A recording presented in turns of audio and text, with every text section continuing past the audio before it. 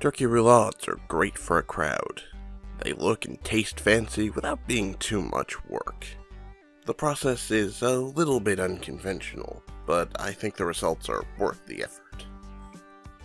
For this recipe, you'll need 2 boneless turkey breasts with the skin reserved, kosher salt and black pepper, granulated sugar, your favorite holiday spice rub, and optionally, Transglutaminase, aka the dreaded meat glue. You'll also need some Glad cling wrap or Saran premium plastic wrap. More on this in a bit. The turkey breasts, you can either buy a bone-in, skin-on turkey breast and then remove the bones and save the skin, or you can buy a full turkey and then break it down. There are plenty of videos online going over how to do this much better than I can, so I'll put a link to one in the description.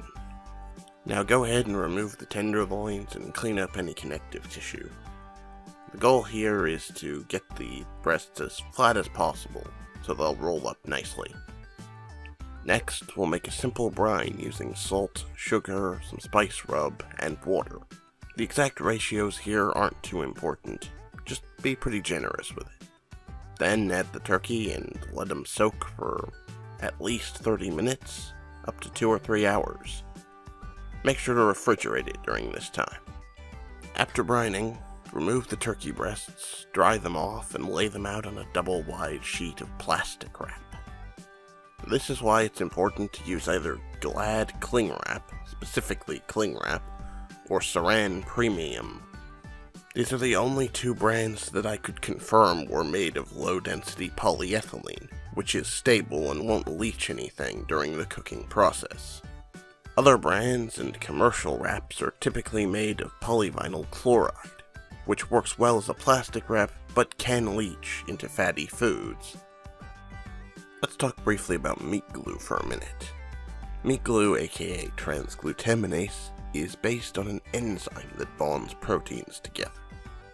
It's recognized as safe by regulatory agencies around the world, but every once in a while it makes the rounds across the internet as some way that food is now fake. When used correctly, transglutaminase is safe, inexpensive, and useful. I'll include a link below to some more information and some basic use instructions. If you're not comfortable with it, however, you don't need to use it. However, I do recommend it. Now sprinkle both of them with salt, pepper, spice rub, and transglutaminase if you're using it. Then put them together so that they make roughly a cylinder.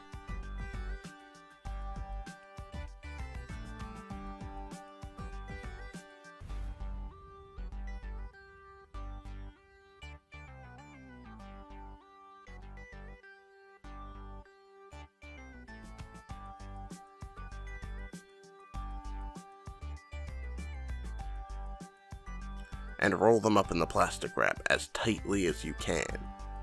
The goal is to make sure they're both making good contact with each other.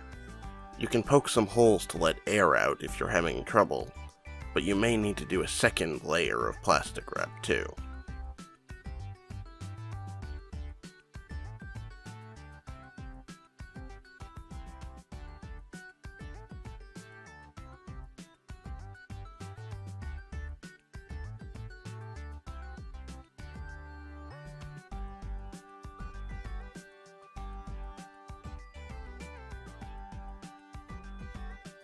Then vacuum seal and refrigerate for 6 to 24 hours if using transglutaminase, or 24 hours if you're just using salt. Cook in a water bath at your desired temperature for 6 to 8 hours. Keep in mind that this timing is intended for a roulade of no more than about 3 inches in diameter. If you don't have a ruler handy, a largemouth canning ring is about 3 inches in diameter as well. While that's cooking, preheat the oven to 400 degrees. Remember that skin we saved? Well, now's the time when we get to use it. We're going to dry it off thoroughly, then season it with salt, sugar, and a little of our spice rub. Then sandwich it between 2 sheets of parchment and 2 half-sheet pans.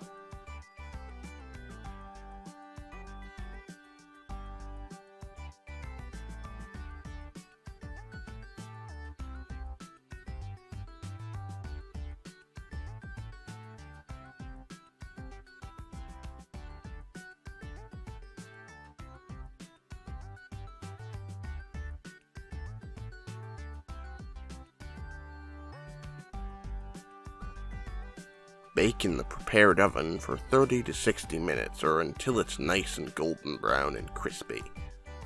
Here's a tip.